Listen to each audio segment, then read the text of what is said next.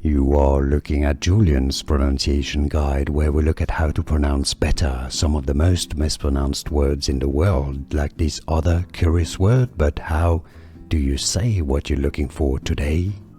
We are looking at how to pronounce this word and more confusing vocabulary, so stay tuned to the channel to learn more.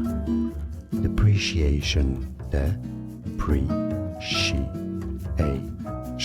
Stress on the second syllable. Both British and American English pronunciations are similar. Some people say it as depreciation, which I think is kind of acceptable also, but the most common definitely is depreciation. And now you know more videos for you here to learn more correct pronunciations. Thanks for watching. Here are more videos on how to pronounce more confusing words and names too many mispronounced. Like this video if you found it useful. I appreciate your support. I'll see you soon and thanks for watching.